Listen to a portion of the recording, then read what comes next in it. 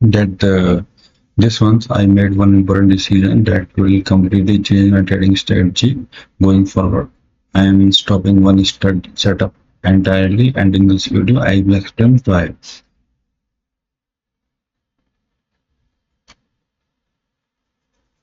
So hello everyone and welcome back to another trading channel video. First of all, I want to apologize because for not uploading any video in the last 2 weeks, and I had some personal commitments, so I could not record or edit my trading journal. However, I continued trading as per my plan, and today I will share my complete Zoom trading performance along with some important learnings. So, in this video, I will discuss my 3 month PNL, trades taken during the month, and what worked, what didn't work, the changes I will make going forward. So first of all, we will discuss about the performance side. So this month, we were following the process rather than chasing the returns. So some trades worked, some did not, but the objective of this trading channel is to document the journey honestly. So अगर हम यहाँ पे अपने trades के बारे में देखें तो ये हमारे जो हमने जून में ट्रेड्स लिए थे निफ्टी और सेंसेक्स में, वो सब यहाँ पे है, जिसमें कि आप देख सकते हो हमारे कुछ ट्रेड्स हमारे पॉजिटिव है, कुछ ट्रेड्स हमारा नेगेटिव है, और ये हमारे चार्जेस हैं जो हमने ट्रेड चार्जेस पे किए हैं। अब चलते हैं हमारे पीएनएल के ऊपर। तो ये हमारा पीएनएल है, यहाँ पे एक बार इसको रिफ्रेश कर देते हैं।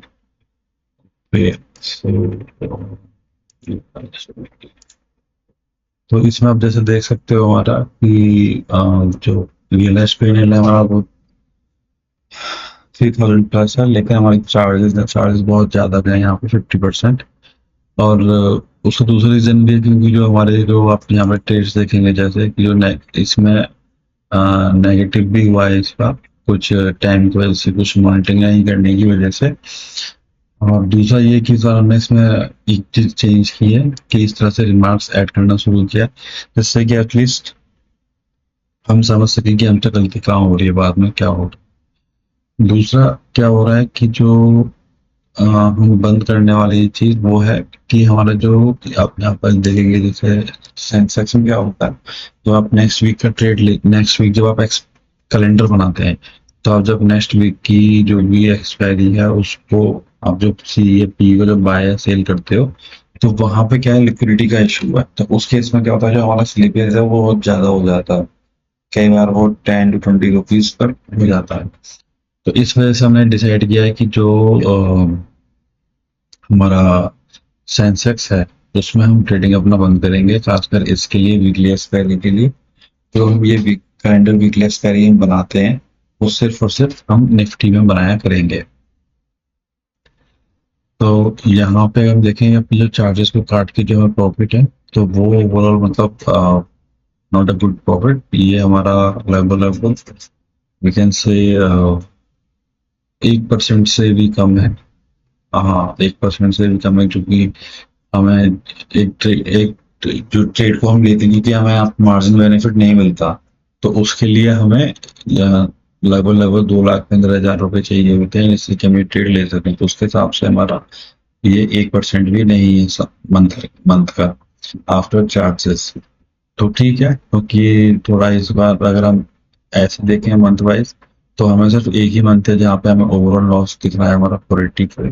बाकी जितने भी ट्रेड्स हमने लिए हैं अदर वो सब प्रॉफिट है। तो सबसे पहली बात ये है कि at least we are in the right track, क्यों? क्योंकि हमारे जो नंबर ऑफ लॉसेज हैं वो कम हो रहा है। ओवरऑल अगर हम देखें किस दिन हमने ट्रेड लिया तो उस दिन हमें जो ओवरऑल है वो प्रॉफिट है, और जो लॉस है वो सिर्फ एक ही दिन हुआ। ठीक है, वो कम है, हमारे चार्जेस ज्यादा हैं अभी जिसकी वजह से हमें ये सब चीजें हो रही है इशू, पर at least we are on the right track. तो ये था हमारा पीएनएल जो इसका था। दूसरा जो आपको बता दिया कि हम सेंसेक्स में अब ट्रेड्स नहीं लिया करेंगे क्योंकि स्लीपेज और लिक्विडिटी का इशू रहता है उसमें। और अब क्योंकि हम सेंसेक्स में ट्रेड नहीं लेंगे तो ऑब्वियसली हमको सिर्फ निफ्टी में जब ट्रेड लेंगे तो हमारे मंथ में 4 या 5 ही ट्रेड हुआ करेंगे, जिसकी वजह से हमारे जो नंबर ऑफ ट्रेड्स हैं वो भी कम हो जाएंगे। तो वो ठीक है, कोई इशू नहीं है।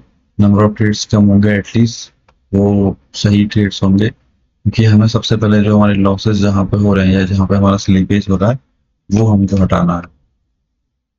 दूसरा, जो आज, क्योंकि इसे मंडे है तो ये एग्जांपल के लिए है, जिसमें हम ये दिखा रहे हैं कि जो हम कैलेंडर बनाते हैं वो किस तरह से बनाते हैं। तो जैसे ये अब जो आपको यहाँ प्राइस मिल रहे हैं वो मंडे 3:30 के प्राइसेस हैं, तो हम इसको मार्केट क्लोजिंग टाइम पे ही बनाते हैं, लगभग 3:15 3:15 या 3:20 के आसपास।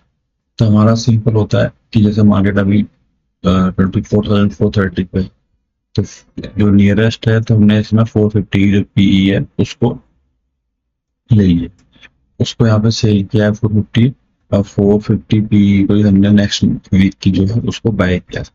तो अगर आप यहाँ पे देखो, हमारा तो जो ओवरऑल आपका प्रॉफिट है वो उसमें डिफरेंस है, मतलब आपको ओवरऑल लॉस ज्यादा दिखेगा, प्रॉफिट कम दिखेगा। लेकिन यहाँ पे आज क्योंकि ये जो हमारी रेंज है वो भी कम मिल रही है, 0.4%, 0.6% लगभग लगभग, यानी कि ये हमें 150 पॉइंट के आसपास की रेंज है यहाँ पे हमारी। तो इसमें अगर हम देखें यहाँ से, तो जो हमारा लोअर साइड है वो 24,3 से, यानी कि यहाँ से 100 पॉइंट है, और ऊपर की साइड है जो है हमारा वो 150 पॉइंट के आसपास है। तो इसमें यही होता है कि जैसे अभी हम यहाँ पे इसको सिमुलेट करें, तो मंडे मॉर्निंग, ट्यूसडे मॉर्निंग में अगर मार्केट इसी के आसपास खुलता है, 10-15 पॉइंट ऊपर नीचे खुलता है, तो आपको लगभग लगभग यहाँ पे 1000 पॉइंट के आसपास का प्रॉफिट, अभी 1600 दिखा रहा है, लेकिन ये चेंज हो जाएगा जब आप मॉर्निंग में देखोगे, तो हो सकता है यहाँ पे आपको 1000 के आसपास की प्रॉफिट हो। हाँ, मार्केट अगर ऊपर ज्यादा नीचे हो गया, मान लो आधा परसेंट ऊपर नीचे हो गया, तो आपको फिर वहां पे लॉस दिखा सकता है, पर लॉस इतनी जल्दी नहीं दिखाएगा, क्योंकि यहाँ पे आपने नेक्स्ट वीक की जो पी पुट है वो ली हुई है, तो इसलिए जब उसका भी प्राइस बढ़ेगा या घटेगा, उसके अकॉर्डिंग क्या होगा कि आपको जो लॉस भी होगा अगर, तो वो 100-200 मतलब रीजनेबल होगा, ऐसा नहीं कि बहुत ज्यादा एकदम से आपको लॉस हो जाए। अगर 1% भी मान लो मार्केट अप हो जाती है, तब जाके आपको यहाँ पे दिखेगा कि आपकी जो कैपिटल है उसका आधा परसेंट या 1%, 0.75% के आसपास आपको यहाँ पे लॉस दिख सकता है। वो भी जब जब मार्केट 1% ओपन होती है या 1% डाउन जाती है, तो यानी इतना गैप अप से लेना पड़ेगा, तो आपका 1% लॉस करने के लिए। तो इस तरह से हम ये अपना बनाते हैं, क्योंकि अभी यहाँ पे आपको मार्जिन बेनिफिट दिख रहा है, लेकिन अगर आप कैलेंडर बना रहे हैं और एक्सपायरी डे पे बना रहे हैं तो उसमें मार्जिन बेनिफिट नहीं है।